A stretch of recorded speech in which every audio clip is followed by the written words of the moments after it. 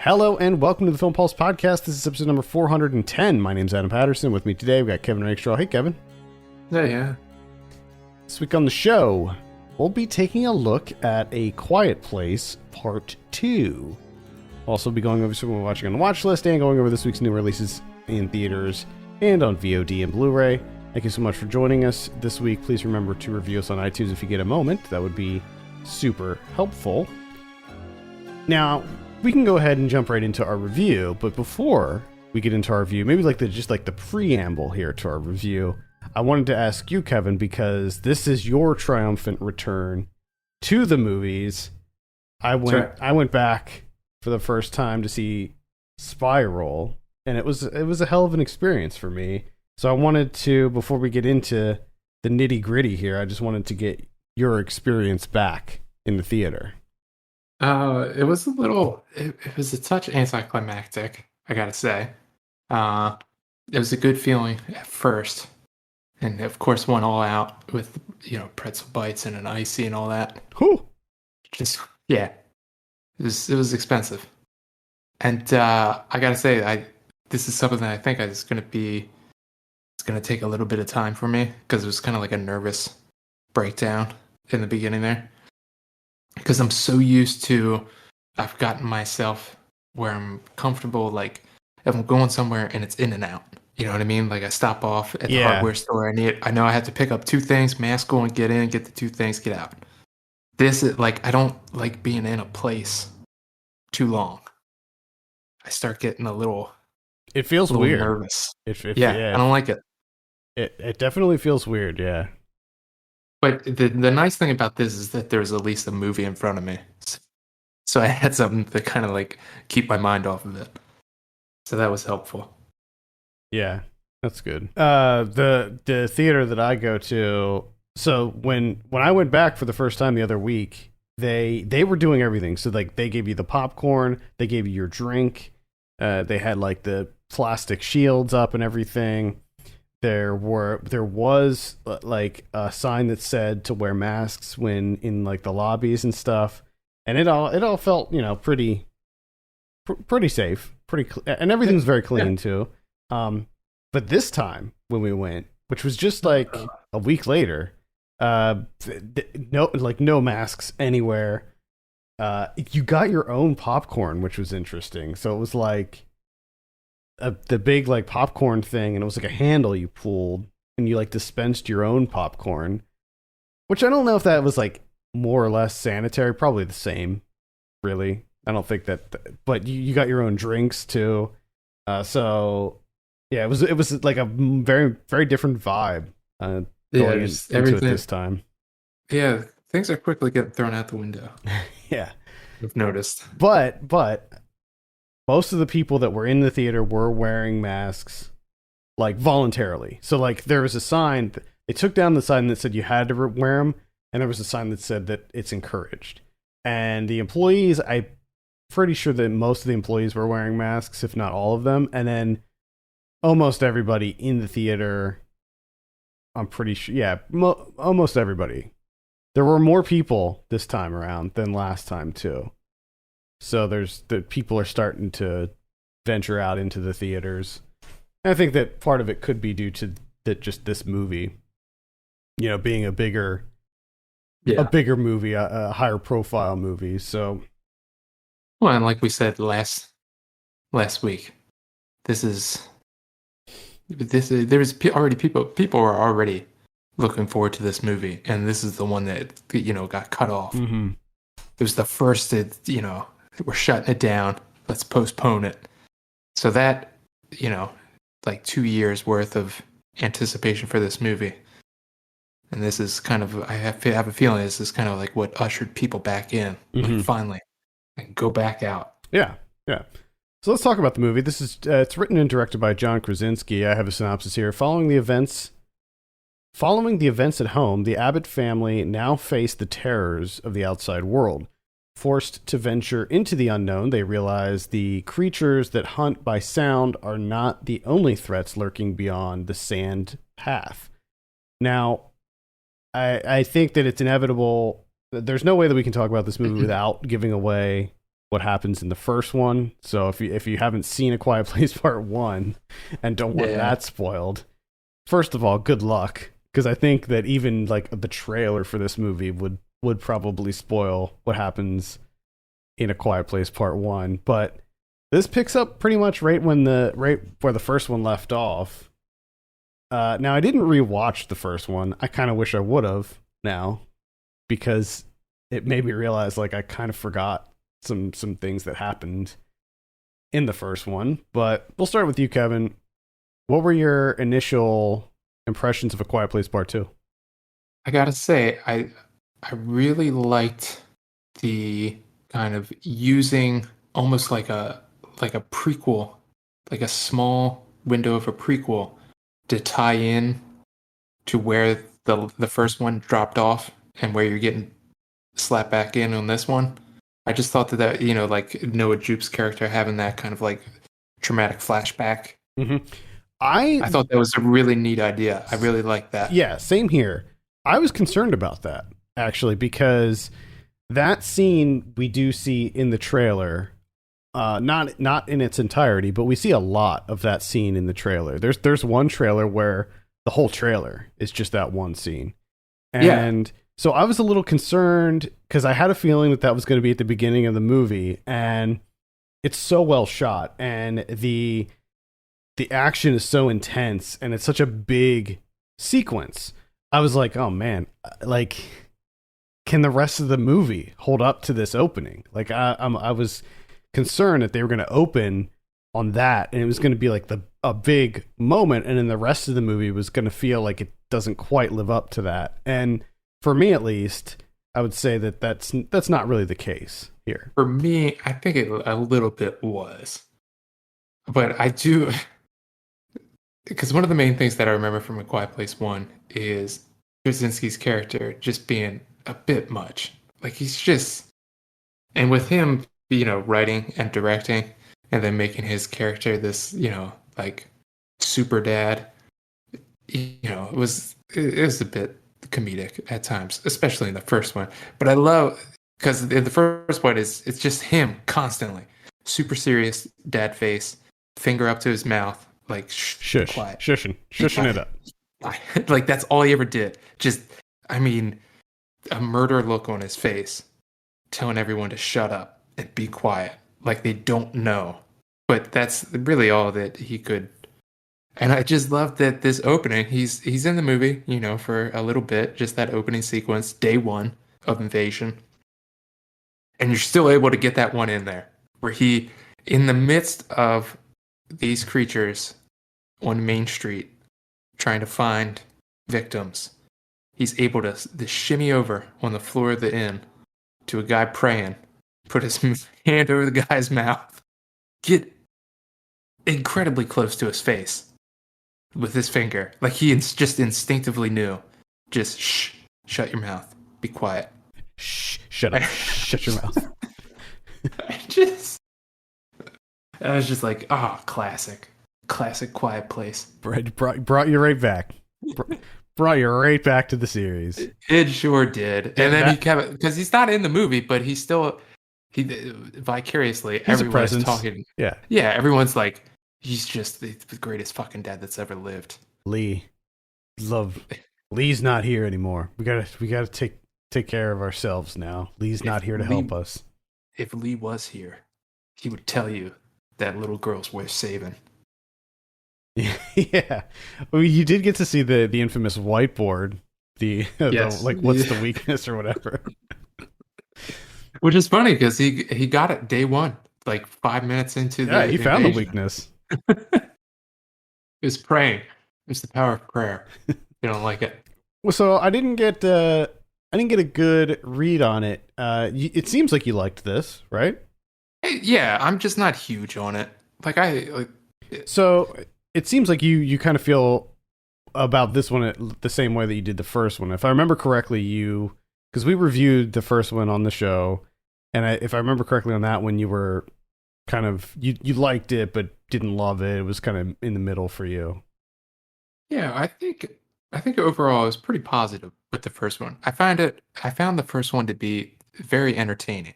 And the thing I'll say about both of these movies is they are brisk. Oh yeah. They're in and out. Mhm. It's streamlined storytelling. It's entertainment. It's fun. This one is just a little bit lackluster for me. Hmm. It didn't feel like there was enough. Like I didn't hate it. Well, I enjoyed my time, but it felt like there wasn't enough to it. yeah, this movie feels like the second part of a trilogy, and I'd be really surprised that if Yeah. they ended it here. Like, I'm almost certain. Like, I haven't read anything about it, but I'm almost certain that there has to be a third one in the works. There's just the way that this one is structured, the way that it plays out. There's just it feels like a chapter 2 of Oh yeah, of at least definitely. 3 here. So I can kind of see where you're coming from. Where like it does feel like there was a a bit lacking. It doesn't feel like there was really a beginning or an end. It just feels like a middle bit. And Yeah. there were a couple things I like. I will agree with you about the pacing and how it does feel very brisk. I like that they sort of split it into 2 stories that were happening concurrently. And I thought that they did a really good job with the back and forth between those 2 stories. I liked a lot of how they edited it and stitched it together, and how similar things were happening on both sides, and how they were like, somewhat related, and all of that. And I think that helps make things feel like they're moving a lot quicker, just because you have these 2 stories happening at the same time. So I liked that. I liked the introduction of Cillian Murphy's character as Emmett. I thought that he was a cool dude, but at the same time, I was like, this guy's going to be one of these people who he gets approached. He's living his life. He's safe. He has a system. He's staying away from the creatures. He's surviving, and then this family's going to come in, and they're going to be like, we need your help. And he's going to be like, I can't help you. I can't help you. And then they're going to be like, but you have to. And then he's going to be like, all right, fine. And then he's going to get killed. Like, that's exactly what I was thinking would happen.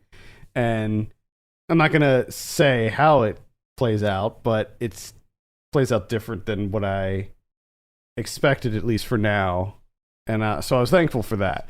I thought it was either going to be that, or he was going to be like corrupted and be like a bad guy. Yeah, which is one of the things that I thought was kind of lackluster, and there's a feeling that I wish they just didn't do it at all. Whereas like they say that there's more than the creatures. Well, that's of course, the thing. In everything there's always, you got to worry about the humans. Yeah, well, that's the thing. Turn, and it's nothing. Yeah, they make it a big deal, like in the trailers and the synopsis and all of the marketing materials for this and all of that. They're like, oh, the creatures are not the only thing they have to worry about, and it's like, yeah, but I mean, what we have here is like very surface level. I mean, like very slight. Yeah. And so yeah, I definitely thought there was going to be more to that, the human element of it, and maybe there will be, like in part 3 or something, because it also felt like the introduction of that crew they seemed organized. They seemed like there's something going on there. Like they all had the red eyes and stuff. I don't know if that's supposed to mean like they were eating people, but yeah. It seemed like there was more to that crew than what we saw. And I feel like there has to be, because if not, it's even worse. Like if there is a part 3, which I'm in full agreement with you that I mean there has to be. Like you can't make 2 movies nowadays. There's going to be 9 A Quiet Places. Let's be honest. Yeah, I don't know. Quiet Place 14. I don't.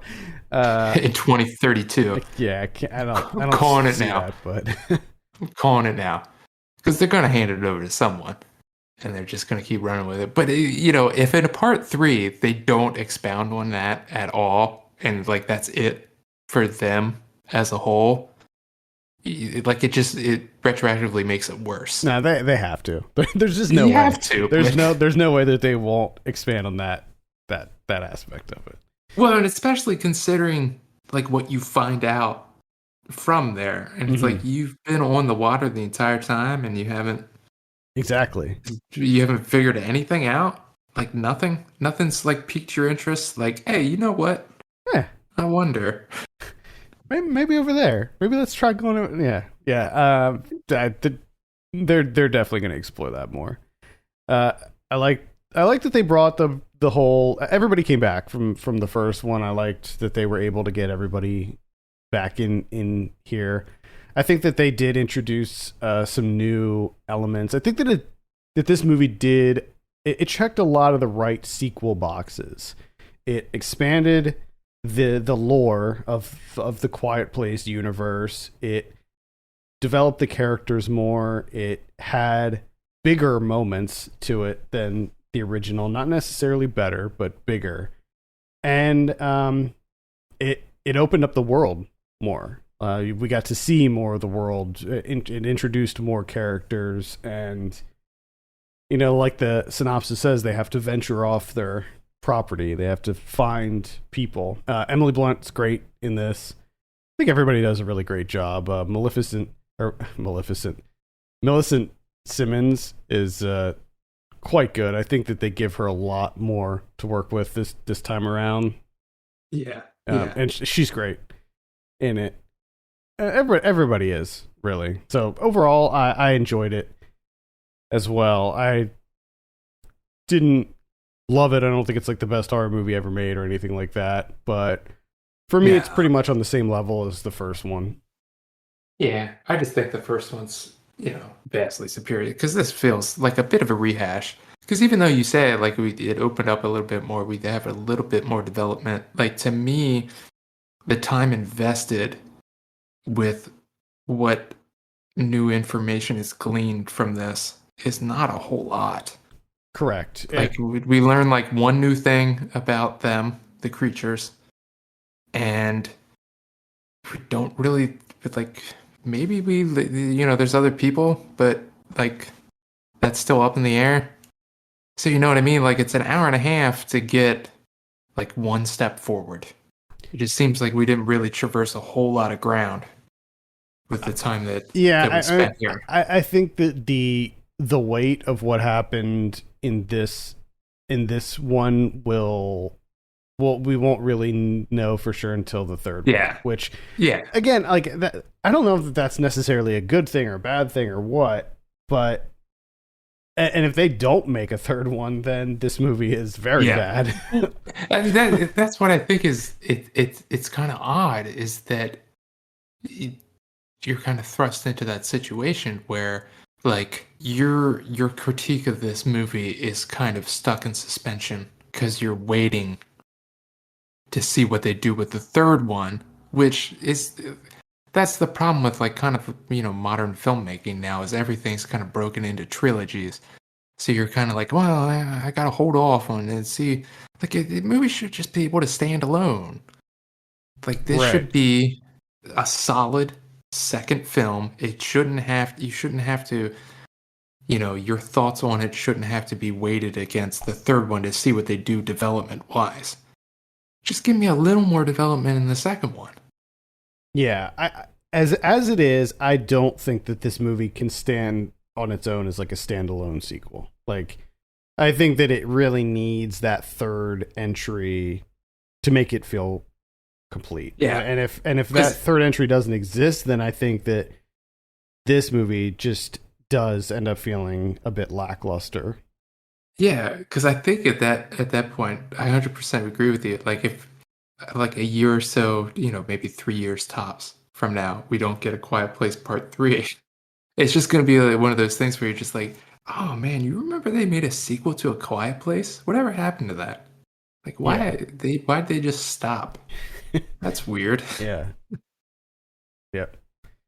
I'm almost certain that that a third one is. Yeah, you have to. Like, I will say this, something that I enjoy with the creatures, I got to see a little bit more of between the the origin, Invasion Day, and then what happens towards the end. But it's also something that irks me a little bit with this franchise or this world is I love how quick they are and how they just slap people around. Yeah. And it's just they just a swipe, you're smacked up against the wall, you're flung like 100 feet. Like it's just I don't know why. But there's something about it when they're just running around smacking people left and right. I'm just like, God damn, these guys. They're pretty incredible. Yeah, But I like the creatures.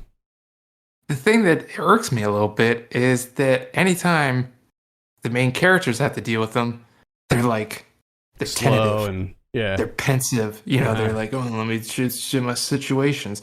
You have long ass arms. Just flail them shits. It doesn't even matter if Just you get wildly feedback. swing. Like even if you think that there's a chance that there's a living creature in your vicinity, you just swing. Well, that's the thing that gets me with like the feedback thing, like their quote unquote weakness. Like you got your amphitheater speaker thing going on with your face. You would think that you're just flailing your arms around, just like in a defensive mode. And I guess it's like just paralyzing to them. Like it just completely paralyzes them. It might be, but I also, they come out of nowhere and they just slice you in half, like the first sound that they hear. But everyone else, it's like, let me come out, roar a little bit, and then kind of tiptoe around you. Yeah, when we got out of the theater, my wife brought up a good point. She was like, "Well, what's the motivation of these things? Like, are they eating the people? Because we never see them eat people. We see them, like you said, swat them and kill them. Like, are they just here to murder humans? Like, is that the point, or what? I love that idea. Is that they're like some sort of like they're like Predator. There's some sort of like demented space Dikembe Mutombos that come in and just swat the shit out of humans. That's it. They run around and they're just like denied. And they do a little finger wave. That shit is awesome. But you're right. Like what are they doing outside of not swatting humans? Exactly. Like it just seems like they're hunting living? humans. Are they just sleeping? Are they like what? Yeah, I think there's a lot that we can learn from these creatures. I think that in A Quiet Place Part 3, there's a whole lot that they have to give us. And see, that's the thing with Part 2 going into a Part 3, where like Part 2, again, it feels like all you did was reiterate that they have heightened a sense of hearing, which I got that in Part 1. Well, you learn one other thing at the end. Yeah, but one other thing. Yeah, where it's like, okay, definitely not enough. Some more. Like I feel like over time you could have come up with some more information. Yeah, and it would have probably been easy too. Like, when they're traveling, like from their home to Cillian Murphy's place that he's hanging out in, like just have them like stumble onto a nest of them or something. Yeah, and just have them learn something new. Like, holy shit! Like these things, they lay eggs. Like something. Yeah. They lay eggs, or what do they eat? What are they social creatures? Do they run in packs? Or are they just every creature for themselves? Just swat as many humans as possible? Like, is this just a huge game to them? They just get dropped off, and it's just they have a little counter on their whatever the wrist equivalent is of how many humans they've swatted, and then they get back together at the end, and they tally them up, and there's a winner. What is it? What is it that they're doing?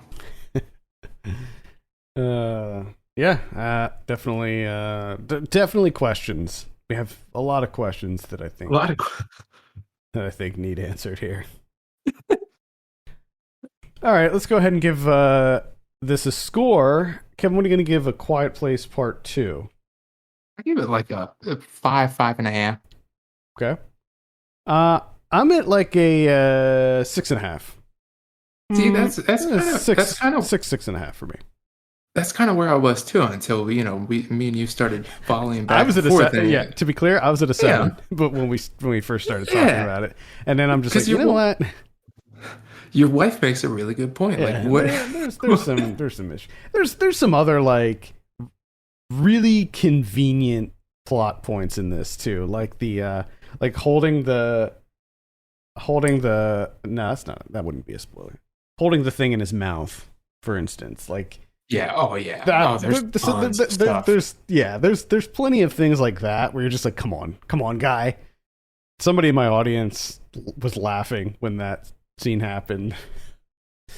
It's just Anyway, I think it's still worth a look. I still think it's, if you've been vaccinated, I think that it's worth going to the theater and checking it out, because obviously with a movie like this that's all predicated on sound, it's a really good big screen experience. So I would say it is worth seeing on the big screen. Yeah, and especially if you enjoyed the first one, because it's kind of a rehash. Yeah, Like in my eyes, it's kind of just like a walkthrough again, with like a little bit of extra material in there. Yeah. And you don't have John Krasinski just fucking in everyone's face, super intense, with a finger over his mouth saying, with his eyes, shut the fuck up. Shut the fuck up. Shut the fuck up. Be That quiet. is true. Well, there you have it. A Quiet Place Part 2 is in theaters right now. Let's talk about someone we've been watching. I believe it's my turn this week. I saw Men and Chicken. There you go. So last week when we talked about what was the Riders of Justice? Is that It's funny that you say that, because a couple of days ago I was like, what the did we cover last week? Yeah. And it took me a while. Yep. So after Riders of Justice, during that review last week, we were talking about the other films directed by Anders Thomas Jensen, and neither of us have seen anything that he's done before. We were talking about Men and Chicken and how we both wanted to see that. And let's see, Boss Squat 76 left a comment on the YouTube version of the episode and said, Men and Chicken is a super dark comedy. Like, you really have to be into dark comedies to get that one. And I read that comment and I was like, all right, I wanted to see this before, but now Boss Squat 76 confirmed my suspicions about that one, that it was going to be a very dark comedy. So I just had to see it. And thank you for commenting, by the way. So this is a very dark comedy. He's not incorrect. It is extremely dark and pretty fucked up. Like once it gets going, it's really, really messed up. What it's about is these two brothers who discover that on their father's deathbed, he leaves them a video will of sorts and says that he's not their real father. And they go off to discover who their real father is, and it turns out that they also have several other brothers. And this family of theirs lives in an abandoned sanitarium on this island that only has like 44 people living on it. And they just try to figure out like what the hell's happening here on this island with these weird people. And it's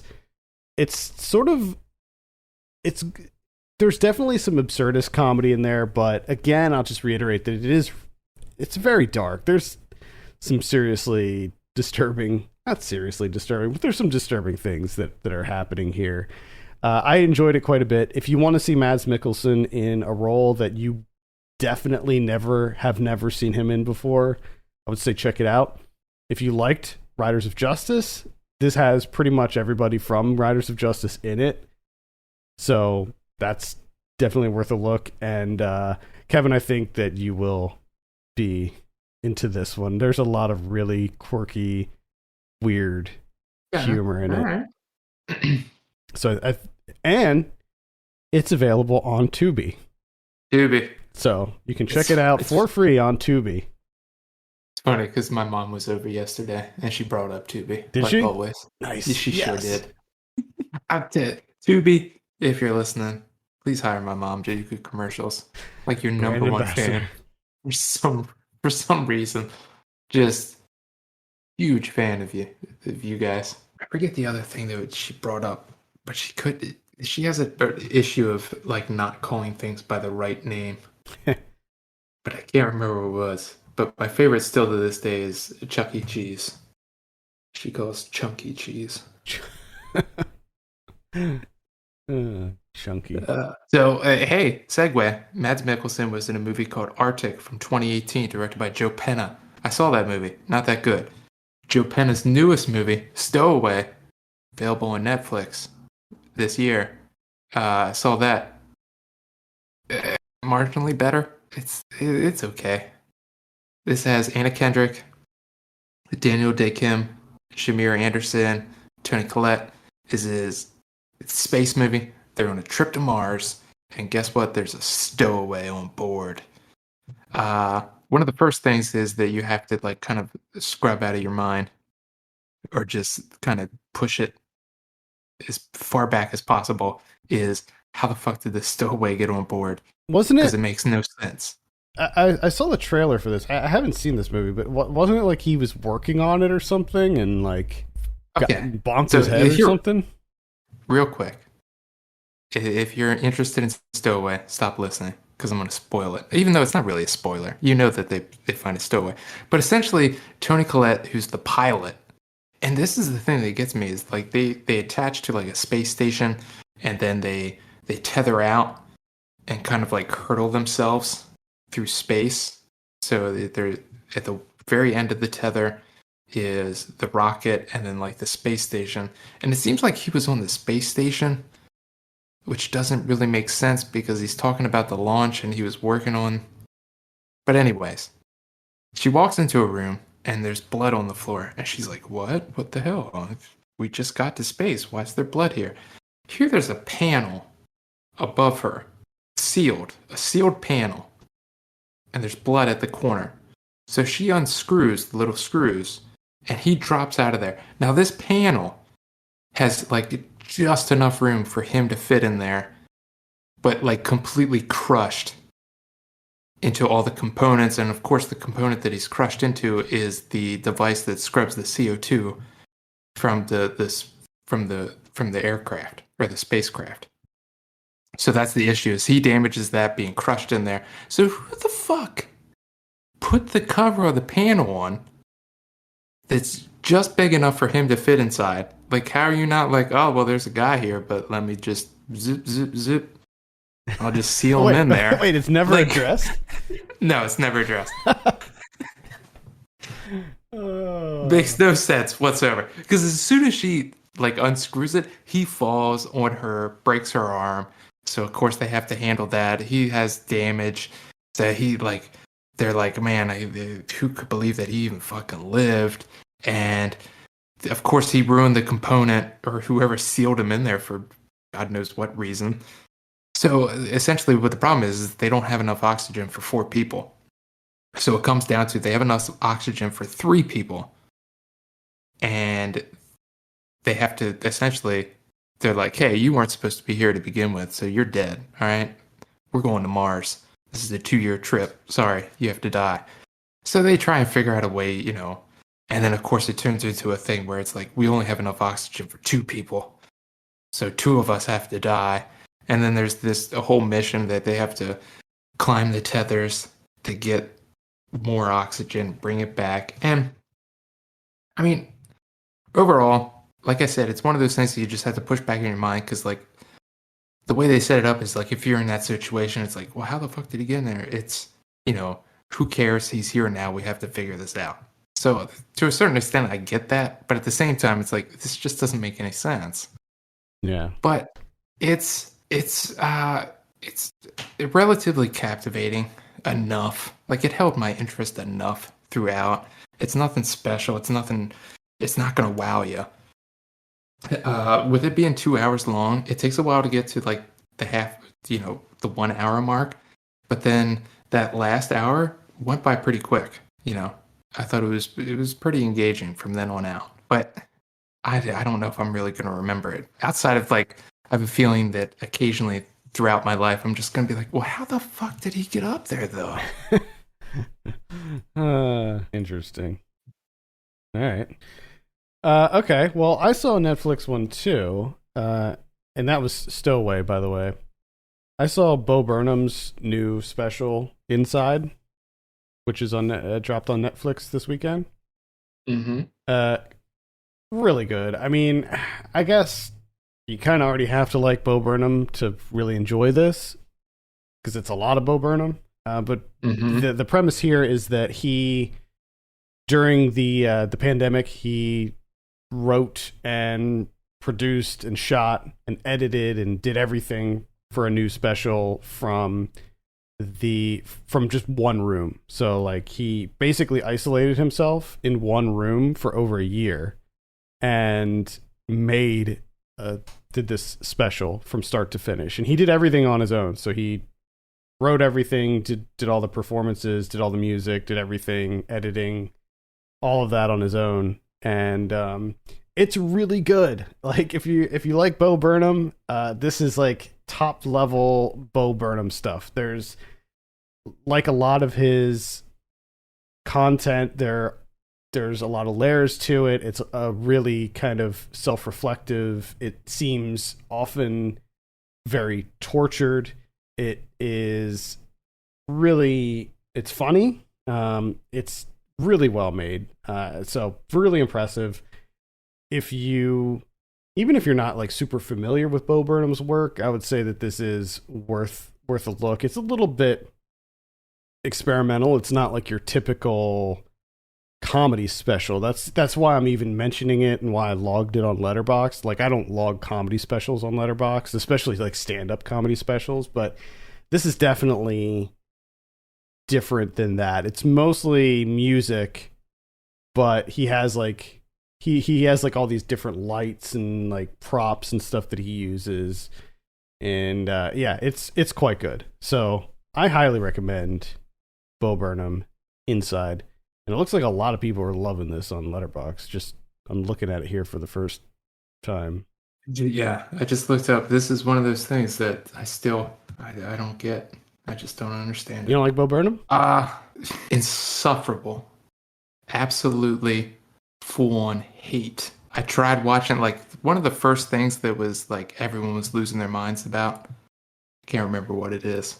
And I was like, oh, I'll give this a shot. I think I made it, like, 5 minutes. I can't do it. It's just something about him. Interesting. I don't know, maybe give this one a look and see if you can make it 5 minutes through this one. Not gonna. Okay. I like myself too much. Yeah, that's fine. But I'm glad you enjoyed it. Yeah, I'm glad you like your Bo Burnham. I'm happy for you. Yeah. I mean, he's not like my favorite comedian or anything, but I think he's like I think he's a genius. I think that he is like so incredibly talented, and like I think his stuff's on another level. Seems okay. A lot of contradictions in there. Because he's not your favorite, that you immediately hit him with that genius. Well, yeah, no, I don't like. The thing about a lot of Bo Burnham stuff is that I'm not like laughing. Yeah. I'm not knee slapping. Yeah. You know. Yeah. But I walk away from a Bo Burnham special and I'm thinking, like I'm thinking, like, man, right. that was like surprisingly deep.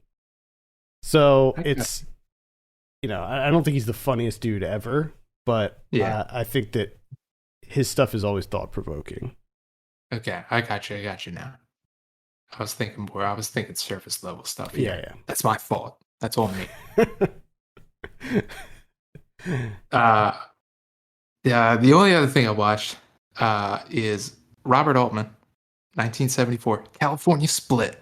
This is the buddy comedy with George Segal and Elliot Gould.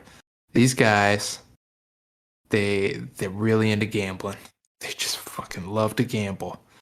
And they meet at a poker house. These old school, they have all these tables set up. You just go in and you play some poker. And they explain it to you at the beginning, you know, how it was in the 70s in these poker houses. and like anyone could just come and play some poker. And these two kind of become friends during a day there, and they kind of they're kind of like feeding off of each other, right? Where Elliot Gould is like, that's all he does. He's just like, he's at the horse tracks.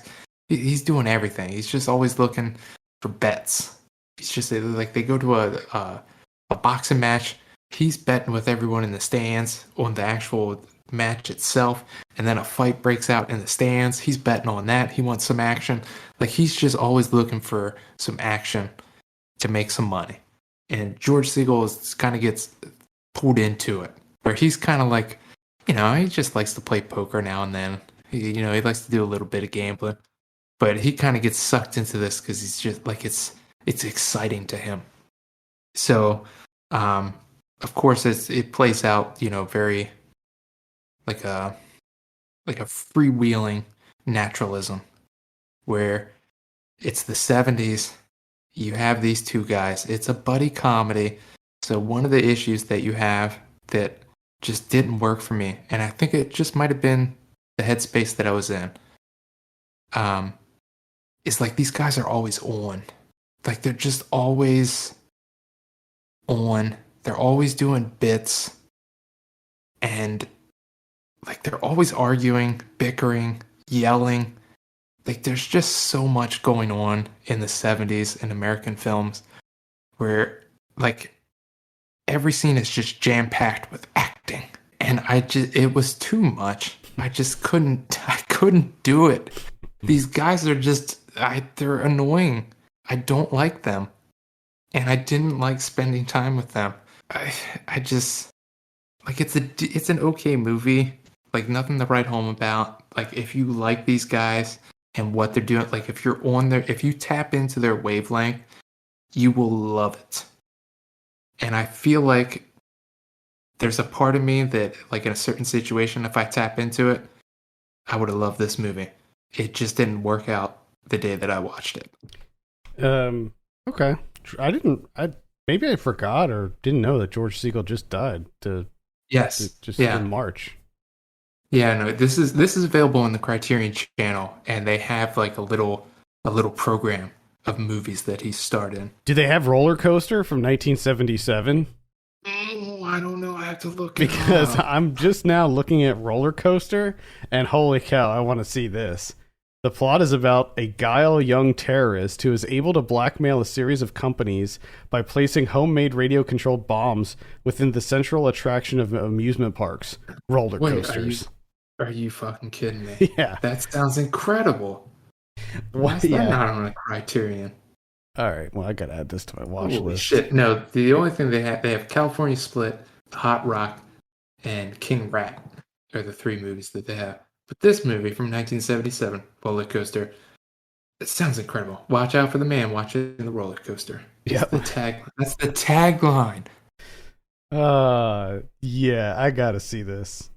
I gotta find me a copy of this. Doesn't look like it's click. Doesn't look like it's easily available here. I bet you Tubi has it. Ken watched it. I'll have to ask Ken how he got it. If he has a copy. Got the hookup. He's got it on DVD. Probably. Damn. All right, let's take a look at what we have in theaters this week. We have The Conjuring, The Devil Made Me Do It. We have that's going to be on HBO as well. So I'll be taking a look at that one. Pretty. I don't know if I'm excited for it. It looks good. It doesn't look bad, I gotta say. Yeah, the trailers make it look good. And I just really like those two characters. Like, I think that the Ed and Lorraine duo, I think, is really good. I like the chemistry between Patrick Wilson and Vera Farmiga. So I'm all for a new movie with the two of them. We also have Vivo. That's is that a Sony? I think that might be a Sony animated one. Oh yeah. We have The Real Thing. We got My Tender Matador. We got The Carnivores. That's a movie that we covered on this show. Felt like 12 years ago. Oh yeah. That was a long time ago. All Light Everywhere. Grace and Grit. Death in Texas. Hero Mode. The theaters are in Full swing. Watch out. On VOD this week, we've got Deadly Illusions. This is an erotic thriller, something we haven't seen too much of recently. We got Dementia Part 2. This is an interesting one.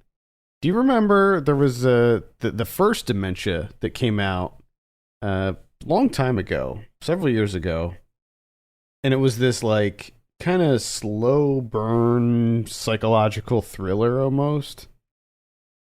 It was kind of interesting, and it was really like the first movie that I saw that sort of dealt with dementia as a horror movie. So it like used horror elements as a metaphor for like what one might go through when dealing with dementia or have a family member who deals with dementia. So it was kind of interesting. I was a little middle of the road on it, but the sequel, Dementia Part 2, looks like it's a complete 180. Like they completely changed the tone of it, and it looks like it's this sort of dark comedy that's like really heavy on gore, which the original one was not at all.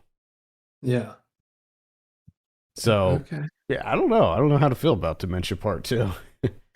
Maybe I'll give it a look. I don't know. I watched the trailer and it didn't look like it was going to be one that I'd be too into, but we'll see.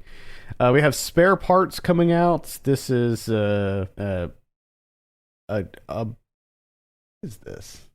A horror movie? What is this? It's about an all-girl band, and it looks like it's about an all-girl band who they are like playing a show and they get trapped by some psycho or something. We have Digging to Death. A man buys a fixer-upper house to restore and as he's digging a hole for a new septic tank, he discovers a large box filled with $3 million in cash and a dead body. Nice. Quite the conundrum there. We have A Space in Time coming out. The story of a family seeking to transcend disability. Okay. Got Port Authority coming out. I was slightly interested in this one. This is about What'd you say? This is the one from like a couple of years back, right? Is it? I think so. Yeah. I never saw it. I remember it. What I mean by a couple of years back, I think it was like festivals. Played festivals. Everything. Oh, yeah, okay. Yeah. Could be.